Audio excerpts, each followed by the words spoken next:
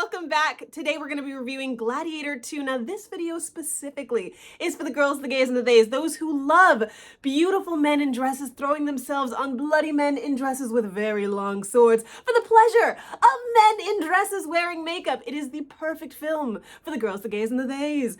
This film, in all seriousness, I watched this film when I was a very, very wee lad. My dad was a truck driver, and so when I would have vacations with him, the only thing we had back then was a VHS VHS, like tapes and videos.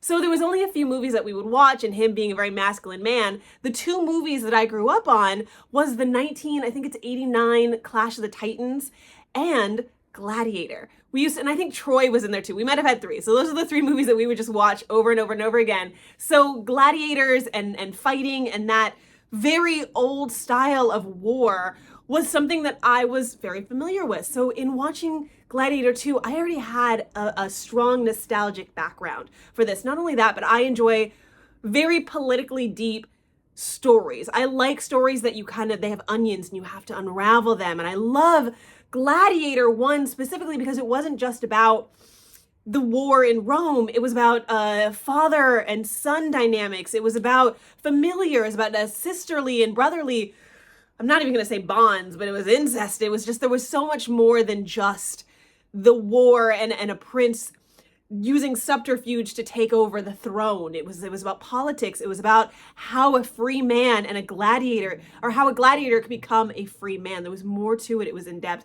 And just like that original Gladiator film, Gladiator 2 follows so closely in step with Gladiator 1. So much so that when I was originally watching this, I felt like it was a shot-for-shot retake, just kind of remastered and elevated. But I did feel like in watching it, it followed almost too closely to the exact same beats as Gladiator 1. And this is something that a lot of my friends and critics shared in. I watched this movie now twice. I watched it originally in a press screening, and then I watched it last night in IMAX. I will say this is a movie you need to watch in theaters. You need to see it in the best sound. If you can see it in IMAX, do that. If you can see it in Dolby, do that. If you can see it in 4DX, don't necessarily do that unless you're a fan of it, but I can't imagine the war scenes and then the gladiator fights.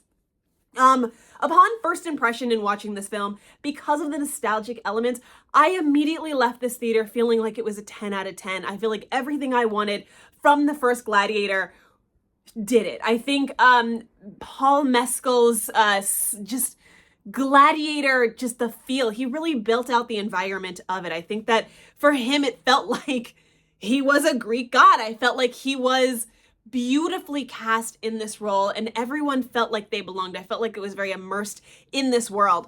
Denzel Washington, buddy, he was meant to trample white men. This man was built to take on the white men. Like, and he does it with such like bravado and swagger, and just he has such a beautiful role in this film where you find him, you want to be on his side for the majority of the film, and then it switches and you don't know which side you want to be on. But Denzel Washington is just a class act.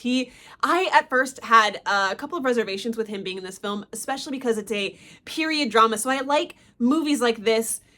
I know Gerard Butler was well known at the time, but I prefer to have unknown, not like in-your-face actors. And I do feel like Denzel Washington, for me, at least in my family, he's a very front-face actor. And it's hard for me sometimes to separate Denzel Washington from the character that he plays.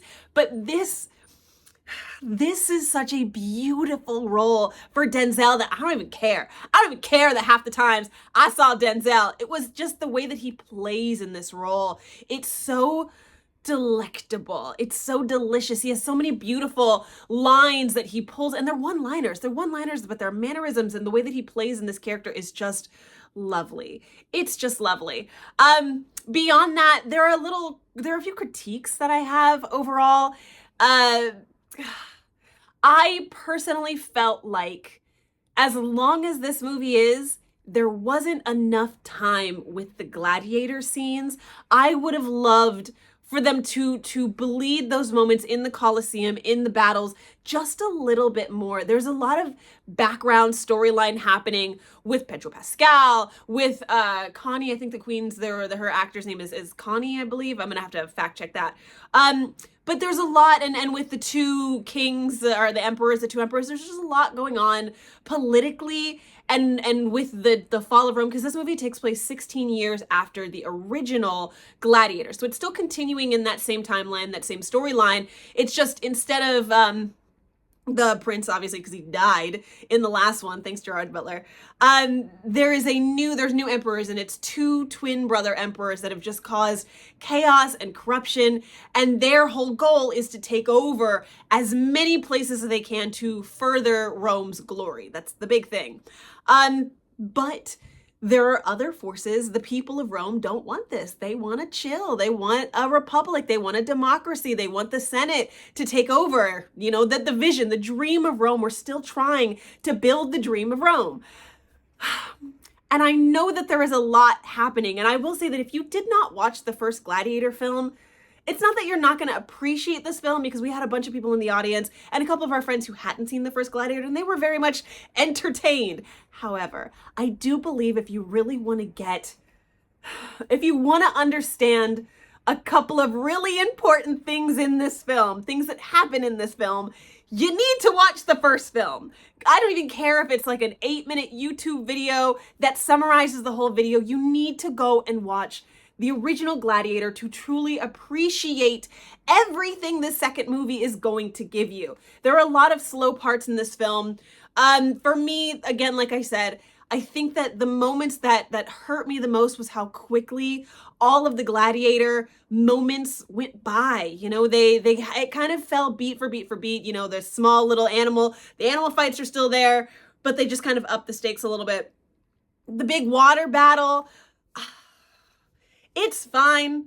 I got it. We finally got the water battle in the Colosseum. I just wish it was a little bit more. I just wanted it more. And then, not to give you the ending, the plot of the end, but just the very last battle. I was discussing this with my Real Rejects friends. The thing that bothered me the most is it felt like a moment, the moment in Deadpool when he forgot his guns in the car. Like, we ran out of budget and now we have no more money. I just wish these final moments, I get that there are reasons and rhymes for us to choose smaller moments and one-on-one battles, but I just feel like if you have the means, do it. You know, I wanted to see something a little bit more Rome gone wild, I guess. Like, we've built this up. It's 16 years that these people have been dealing with this, and it just felt a little bit like, there you go. We're done. We're done. You know, I wanted a big Roman battle, and unfortunately it didn't give that to me. So my first watch of this film, 10 out of 10, just beautiful, wonderful. But that was purely on my nostalgic feels. If you're going into this film and you just want to eat nostalgia, you will be fed. But if you're looking and you want to like dissect it back a little bit, if you want to feel how the actors did, and you want to feel the world, and you want to have more of a journalistic, or I guess less emotion and more head thoughts, for me, it dropped down to maybe an 8 out of 10, 7.5, 8 out of 10 for me. I still feel like it is a great cinematic experience, and I think that it is a beautiful next chapter for these characters from Gladiator 1.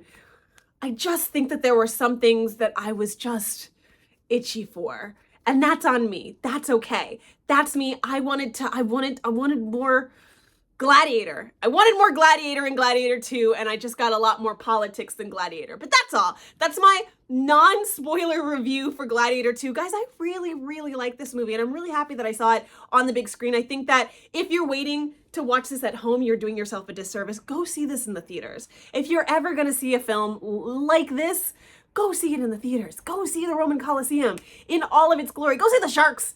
Go see the baboons and the sharks in the full depth that it deserves. I digress, guys. That's all I'm going to say about this film. Let me know about your impressions about Gladiator 1. Let me know any questions you have. Hopefully I can answer them to the best of my abilities. But I want to give you guys the due of watching this with, you know, all of your emotions. Thank you so much for watching. Make sure you like, follow, subscribe, and I will see you guys. The men, the women, the girls, the gays, the theys. I will see you guys all for the next one. Talk to you soon. Bye.